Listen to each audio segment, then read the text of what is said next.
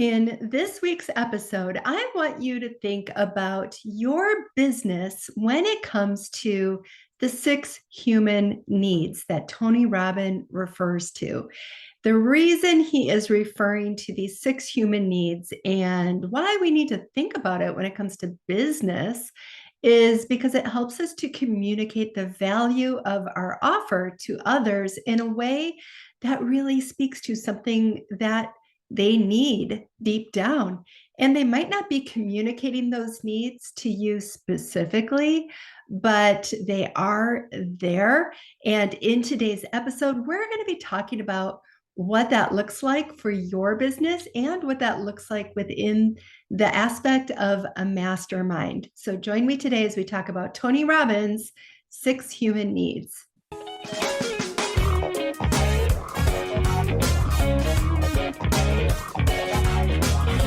I'm Jen Argue, and I have been leading masterminds for the past 5 years for 6 and 7-figure entrepreneurs.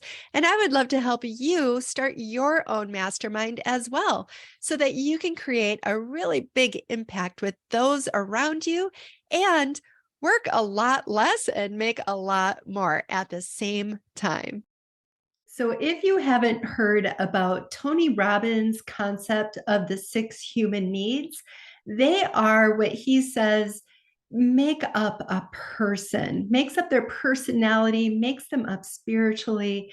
And I'm going to describe that briefly, but let's just go over the 30,000-foot view of what the 6 human needs are, according to Tony. So, first, there is certainty. Second, this is funny, but there's uncertainty or variety. Third is significance. Fourth is connection and love. Fifth is growth. And sixth is contribution. The first 4 needs, he would say, they help make up a person's personality, like the different degrees that they have for certainty, variety, significance, and connection or love. And then the last 2 make up a person's spiritual being, and that is referring to the growth and the contribution. So once you get all that, it helps you to be able to translate it into the business and marketing world, especially as you think about your own offers. So let's take a look at that and what that means for your business. Okay, so when it comes to your business, I want you to think about how each of these applies. First, let's look at certainty.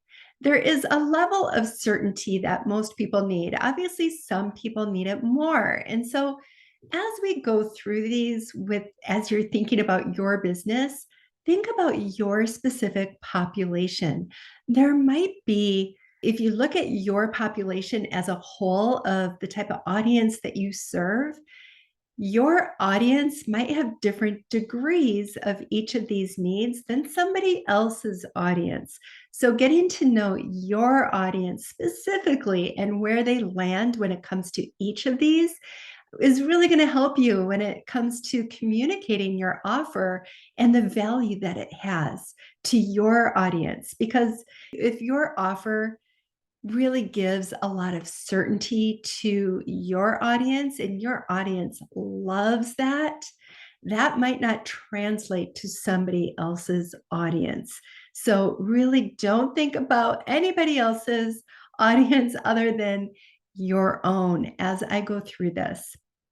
So certainty, this really is referring to the desire to avoid pain and to gain pleasure. So you can think about it as, is your audience somebody who likes routine, who likes to know what's going to happen, to have that sort of predictability in their life in whatever area you provide a solution for? And if that's the case, it's going to really help you to be able to speak to that certainty. So let's take, for example, okay, this is random, but if you sell life insurance, you're going to want to really have a strong need for certainty, knowing that if something happened, that you can rely on that service and it's going to come through for you. Maybe in another example, a better one might be like mortgage, right? If you sell mortgages to people and you know the audience that you serve loves certainty, you're not going to sell them a variable loan. They're going to want a fixed rate. And that is going to speak to them as something of a higher value. And so, whatever your field is, think about how you deliver certainty and how much your audience desires that. Now, let's look at the next one, which is kind of the opposite: uncertainty or variety. So, some offers are really more valuable in the eyes of the beholder if there is a lot of variety in the offer. Maybe it's offering something exciting, a lot of stimuli. Think of like Disney World. Disney World, okay, Disney World actually offers both. They offer certainty in that every time you come and get the Disney experience, it's always going to be at the same level of quality. At least that's what they're aiming for, right? And that's what their reputation is. But also, you're going to get a lot of variety. There's a lot of stimulation happening, and people with a strong need for variety love extra stimulation. They want their senses engaged. They want to be able to be surprised. They want their emotions, experienced, and they're looking for some kind of richness of experience in the variety sort of way. So think about, what is it about your offer that speaks to variety? And maybe while I'm going through each of these, you could be taking notes on how your offer specifically speaks to each of these different needs. Okay, third is significance. So this is all about helping someone's needs when it comes to them wanting to feel unique and important and needed. People love to feel special. And especially if you think about, are there ways for your offer to be custom delivered? For somebody who enters into your world, is there a way that they are going to get a customized experience, maybe like a white glove experience? So, significance really helps people to have that special feeling, I guess. And so, what ways do you help your audience to feel significant, or to help them create more significance in their life? So let's see an example for that. If we're going to go, let's go with the Disney theme just because that's fun. But when it comes to significance, I think they really deliver when it comes to those dressed up, characters like Mickey or Minnie. And when they notice you and they come and they act all like excited to see you, and they get into, your world to get their picture taken with you. And there's all different ways that helps you to feel significant. And that's an exciting thing. People love to post those pictures of them with their favorite characters. And so, how does that translate into your business? Next, we want to look at connection and love. So, this is all about, if I could think of it a special way, I would say belonging. This sense of connection, love, and belonging just gives you a strong feeling of closeness. And we're relational beings. We want to be connected to each other. So, how does your offer help people to, feel connected? Now, this can be on a very personal level. Like, let's say you have a coaching group, and your coaching group offers live coaching where somebody can get direct coaching with you or with the coach that you hired in your group. Or maybe it's a mastermind. And we're going to talk more about how this applies to masterminds. But what is that feeling? Masterminds are all about a feeling of belonging. It really is speaking to the aspect of the lonely entrepreneur who's feeling isolated and like they're floating out in the ocean all by themselves, right? All of a sudden, they have this wonderful group of people who are just like them. So, is there something in your offer that makes people feel that belonging? If you're thinking on a larger scale, you might want to think about your branding or the culture that you're creating. So, if you have some type of offer that is really scaled, there might be something that really helps you to feel like you belong to everybody if you have a really strong kind of culture or branding around your offer. So if we go to Disney again, it's going to be like everybody feeling like, who loves Disney, that they're all in this big Disney family. And I think Disney does a great job of that because there's ways you can collect the pins and you can join Disney forums and, all things. There's so many Disney communities out there. But I guess that would speak to the aspect of community in your business. And if not community, then maybe it's just with you. So, how do people feel like they're not alone if they're just hiring you for the service or with your one-on-one offer? So, think about what are ways they can feel that sense of closeness and bonding, either with you or with the community at large. Okay, now let's move into the two needs that are more spiritually oriented. One is growth. So, when it comes to growth, we're thinking about the human need for expansion, to be able to increase their capacity or their capability or just their understanding about something. Definitely, there are people out there who just love to learn. They love to, figure out as much as they can about whatever it is they're interested in. So, how is your offer offering that ability to expand, to grow, to learn, or to get more skills? Or to increase their load or their ability to have capacity in their life in whatever area you're focusing on.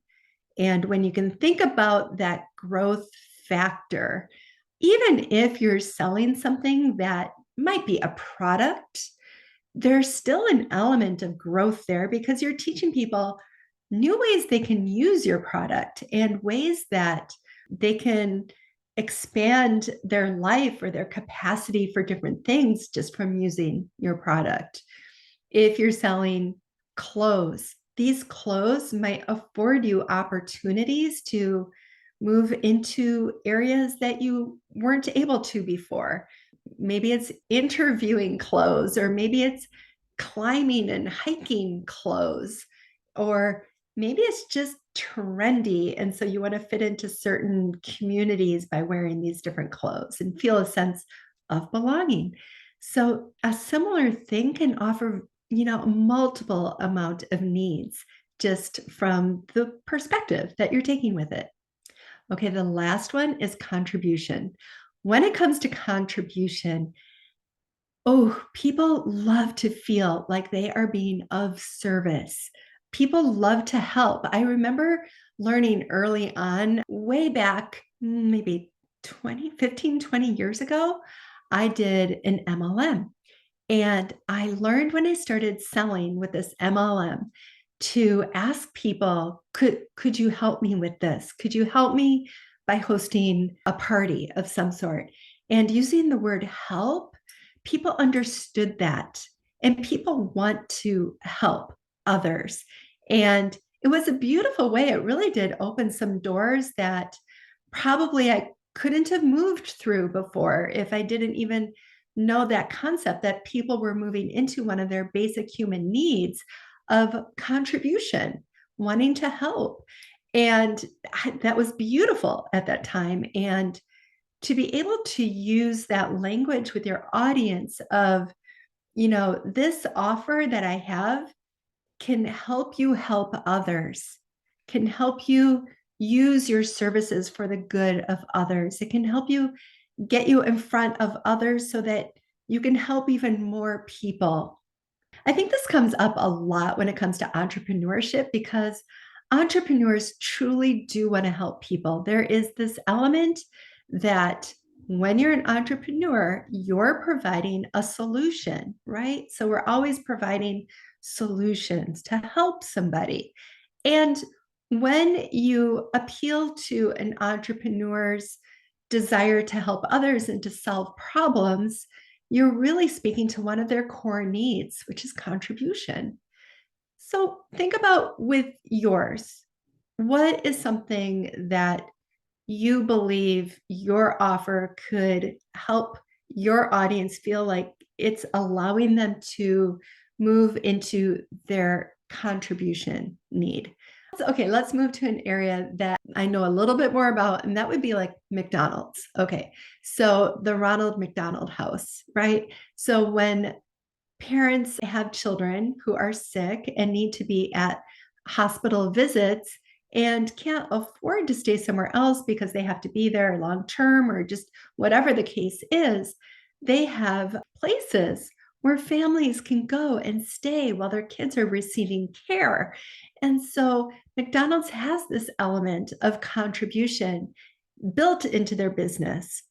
So whether it's helping entrepreneurs, if your audience is entrepreneurs, to communicate how your offer helps them to contribute to society more, or you have some sort of giving back built into your business, that is speaking to a core need of contribution. Okay, so now I hope you have a list of how your business speaks to each of these needs in different areas to different degrees. And think about how you're actually talking about that in your marketing, because you want to be able to communicate how you address these needs in your marketing. And you don't have to be straight up about it, like in your face. You can come about it through story. You can come about it through speaking in different ways and paint a picture around it or give a nod to it. Or you can come right out and say it too if it fits for your offer.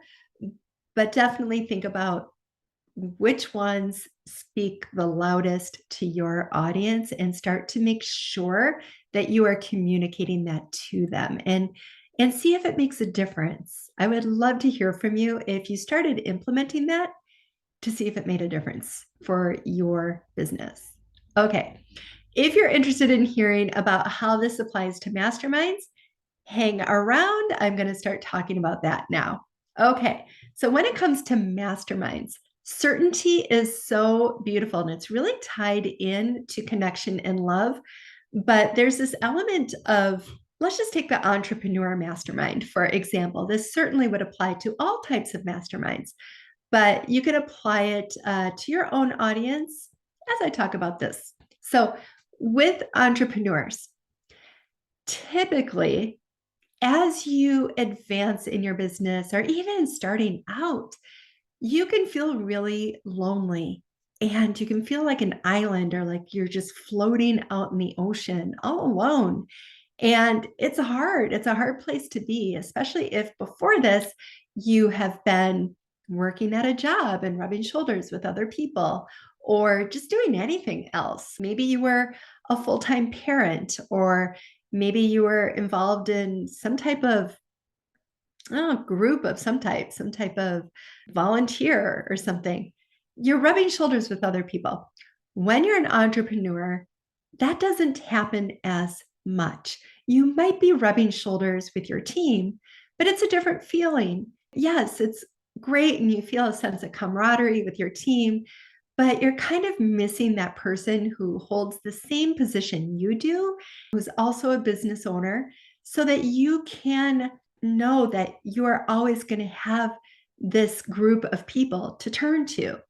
And knowing that you always have this group of people who are in your corner, whether it's at your regular meeting time or whether it's in between meetings in your community group or through email, you know that person is always there. You've probably heard you can't really pick somebody's brain without paying them, right? People's time is worth a lot of money in their expertise, and we should be paying people if we're going to be getting advice from them. In a mastermind, you get the ability to pick each other's brains anytime. You can you're paying to be in this group and you're paying for the privilege of being able to lean on each other. And so that builds into the entrepreneur's need for some certainty in their business. Another aspect that a mastermind might play into certainty is one in a group that rising tide phenomenon starts to happen where you are experiencing the success of everybody else and it helps you to experience success too. And so just knowing that you're in this group, rubbing shoulders with other go-getters, it helps you to not have a slump. So it builds more emotional certainty and stability in your life, which translates into your business. So that whole idea of certainty with avoiding pain and gaining pleasure is like overarchingly happening within a mastermind. Okay, let's go into the second human need. The second human need, uncertainty or variety. This happens so easily in a mastermind. I love the way that this presents itself because you're in this group, you're with all these different people with all these different specialties and strengths, and you get to be in these group meetings and listen to everybody's input as they're brainstorming each other. And that is like the ultimate stimuli for an entrepreneur. They love ideas. Entrepreneurs are idea seekers. They are seeking out stimuli. They are seeking out ideas, new ideas. One of the biggest things people say about masterminds is they join it because they want to know what they don't know. They believe it's what they don't know that's going to give them the biggest breakthrough in their business. And that's where the variety comes in with a mastermind is you are just presented with this huge variety of ideas from a group of people every time you meet. It's amazing. It is definitely what draws people into a mastermind as well. Okay, let's talk about significance. Oh, this couldn't be better than in a mastermind. When it comes to significance, feeling unique, feeling important, feeling needed, this happens every time you're in that brainstorm group. So if somebody, oh gosh, I think it could happen whether you're sitting in the hot seat chair or whether you're in the group helping to brainstorm somebody else's hot seat. If you're in the hot seat chair yourself, you're definitely going to feel unique and important because people are all focusing on you. And so you get the spotlight and you feel significant. Like, wow, people are helping me. I mean, so often entrepreneurs are always helping other people. But in this situation, they are actually getting helped themselves. And that feels good. That feels really good. But then also, if you think about when they're not in the hot seat and they're in the brainstorm group, here as well, it's easy to feel important and like your advice and your ideas are needed.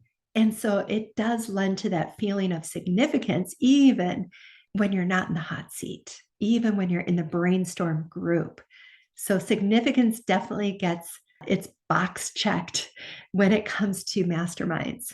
Okay, now let's look at connection and love. I mean, this is so obvious.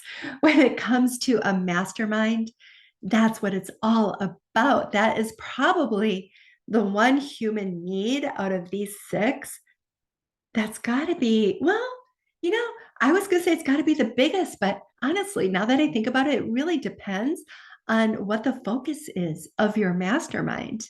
But it's definitely right up there. If not the strongest one, it's maybe second or even third, but right up there because that's what a mastermind is. It's the coming together of like-minded people so everybody can meet their goal better and faster. So that feeling of connection and love and closeness and knowing that your mastermind has your back. They are there for you. It's a group that is signing up to be supportive to each other. And where else do you get that? A mastermind is such a perfect place for that. You don't always get that in, like, when you sign up for a course. That could be a DIY, a do it yourself situation, or you could sign up for a group coaching program, which is great, but still there's not this level of expectation that you're going to show up to every meeting, and so you're going to rub shoulders, maybe make some friends, but it's not the same level of expectation as a mastermind where you're expected to show up, you're expected to support each other. It's part of the contract that you sign when you join a mastermind. So that one, in my opinion, is really head and shoulders above the rest. Now, let's look at the last two, the more spiritual elements. Growth. Definitely people join masterminds for growth.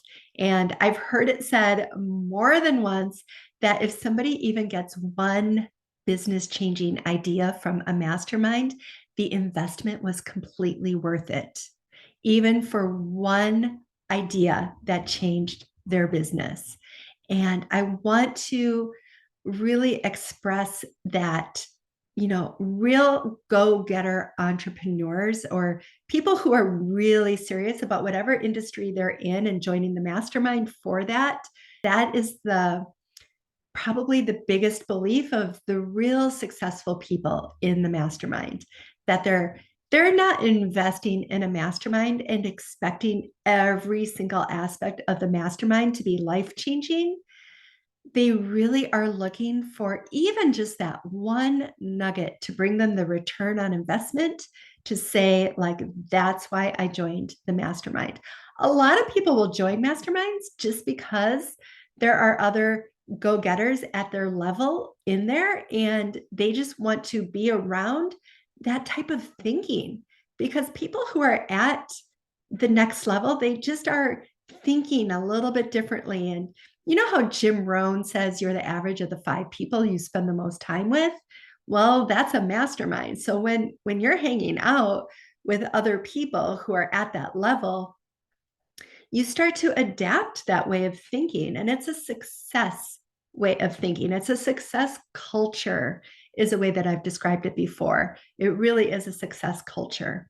And it helps you to be able to grow because you're around other people who are growing. And when you surround yourself with other people, whatever they're like, you tend to become like that. Okay, the last one is contribution. Now, contribution is played out obviously when you're in the brainstorming group. So when you're in the brainstorming group, you are contributing, you're giving your expertise to somebody, your unique point of view to somebody. And that makes you feel good. That makes you feel like, yeah, I have something to give. One of the questions on my application for my mastermind is, what can you contribute to the group? I like to know, what is it that everybody who's going to be joining my group has to contribute? I had this group once that was amazing, where I had somebody in it who was a Facebook ads expert. She had so much to contribute. And now all these people, of course, a lot to contribute even outside of their specialties, but it was really cool that their specialties, like one was a Facebook ads expert, another was a digital marketing expert. And she had a lot of knowledge with like hiring and stuff like that. Another person was a bookkeeping expert. Another was an expert when it comes to running big teams, and so many different types of experts. When that group got together, it really was dynamic, and it was really kind of fun to just see how, it felt for them to contribute. I remember too, in that group, there was another person who had this specialty with learning styles.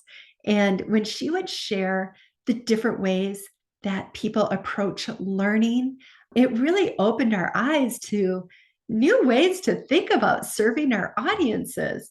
And I think when everybody has the opportunity to really contribute in the way that they know best, like their own strengths, their own expertise, it makes them feel good. And it really does fill our human need for contribution.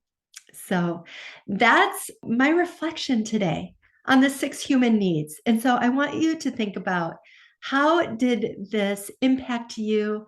How did you think about your business a little bit differently? And does this make you want to start your own mastermind in your industry? And I invite you to check it out wherever you're listening or watching this. Look in the description for the link to come and join us in the Ultimate Mastermind, where I teach you how to run your own profitable mastermind. Thank you so much for joining today, and I'll see you next time. Thanks so much for watching. If you found value in this, please subscribe to my channel and share it with a friend.